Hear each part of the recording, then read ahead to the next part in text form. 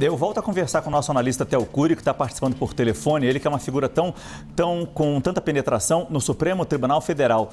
Theo, nós sabemos que desde que o ministro Edson Fachin, presidente do Supremo, decidiu tocar a possibilidade de criar um código de conduta, um código de ética para o Supremo Tribunal Federal, para os ministros do STF, ele sofreu um rechaço dos demais ministros. Pergunto se a decisão de hoje, de alguma forma, ameniza um pouco o clima ruim que havia no Supremo com relação a essa possibilidade de código de ética e, claro, com a figura do presidente da Corte, ministro Edson Fachin. Márcio, vamos lá. Num primeiro momento, o Código de Ética segue sendo alvo de resistência por uma parte do Supremo Tribunal Federal. Não há hoje um apoio massivo à proposta do ministro Luiz Edson Fachin para emplacar essa que é considerada a principal bandeira e a principal marca que ele quer deixar para a gestão dele na presidência do Supremo Tribunal Federal. Resistências que foram expostas publicamente pela primeira vez, havia do ministro Gilmar Mendes, o Caio falava há pouco sobre os ministros com mais incidência na política, Gilmar Mendes, Alexandre de Moraes e Dias Toffoli. Gilmar Mendes foi o primeiro a falar publicamente, mas chamou atenção, dia 4 de fevereiro, há 8 dias, Toffoli e Alexandre de Moraes, no plenário do Supremo Tribunal Federal, falaram abertamente em defesa da possibilidade de ministros fazerem palestras, da possibilidade de ministros receberem dividendos sendo sócios de empresas. O próprio Toffoli falou isso 8 dias atrás, 8 dias antes da revelação da notícia de que ele é sócio de uma empresa, a Maridit, junto com um primo e o irmão dele. E, Theo, me desculpa te cortar, e ele falou isso, o ministro Dias Toffoli ainda usou essa frase, ele fez essa fala num tom hipotético. Digamos que um juiz tenha um pai e uma mãe que sejam donos de uma empresa, ou temos juízes donos de fazendas. Ele falou isso num tom hipotético, quando claramente ele se encaixava naquilo. Era a própria vacina que ele aplicava uma semana antes de vir à tona essa revelação, porque isso já estava nas investigações, isso já estava no inquérito que ele conduz no Supremo Tribunal Federal. Eu acho um ponto importante, Márcio, até hoje, e aí eu digo hoje, início da tarde, o ministro Dias Toffoli falava a interlocutores que não havia motivos para ele deixar o cargo, não havia motivos de suspeição, não havia motivos de impedimento. A própria nota deixa isso claro, mas houve, sim, uma pressão muito grande. Não estou fugindo da sua pergunta. Com relação ao Código de Ética, sim, nesse momento, essa atitude, ela alivia a pressão do Supremo Tribunal Federal. Não aniquila ela 100%, porque a investigação vai continuar.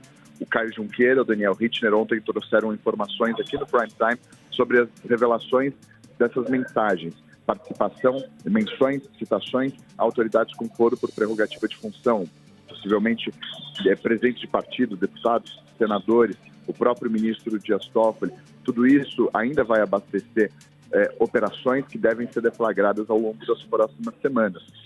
Os investigadores contam com isso. Então, nesse momento, diminui sim a pressão, porque sai um ministro que é muito criticado pela condução que vem fazendo, apesar de não ver nenhum tipo de irregularidade ou de erro na sua conduta à frente do processo. Não estou dizendo nem erro legal ou da legalidade da condução, mas erros de avaliações. Não há essa percepção por parte do gabinete do ministro Dias Toffoli. Reduz, sim, a pressão no Supremo, isso é indiscutível, mas não aniquila 100%, porque ainda há muita investigação pela frente e há novas descobertas a serem realizadas. A investigação, uma fonte me disse, tem 3.000 páginas que estão à disposição ali dos investigadores. Está no Supremo Tribunal Federal, em instantes vai ser redistribuído a outro ministro do STF.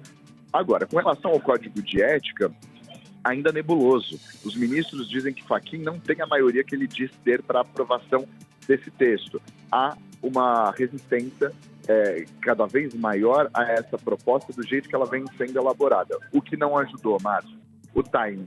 Fachin já tinha essa proposta desde 2012, flerta com a possibilidade de um código de ética. Em 2015, entrou no Supremo defendendo isso. É a marca que ele quer deixar para a gestão dele.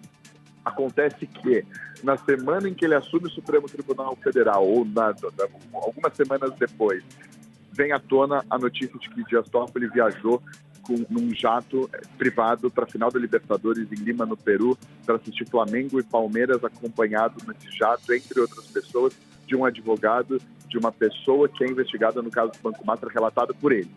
Ponto. Depois, a revelação de ministro do escritório de advocacia da esposa do ministro Alexandre de Moraes, contratado no escritório para atuar em defesa do Banco Master. O timing não ajudou, o timing e os personagens influentes e muito bem articulados dentro do Supremo não ajudaram nessa articulação. Ele escolheu Carmen Lúcia, uma ministra que não é conhecida por ser uma grande e habilidosa articuladora dentro do Supremo. Transita muito bem, sim, entre os colegas de diversas áreas e diversas alas, mas não se sabe qual que será o poder efetivo de convencimento e de tentativa de diminuir essas resistências ao Código de Ética, Márcio. Então, não sei se te respondi, mas em linhas gerais, Código de Ética, o ministro tenta manter vivo, há muita resistência.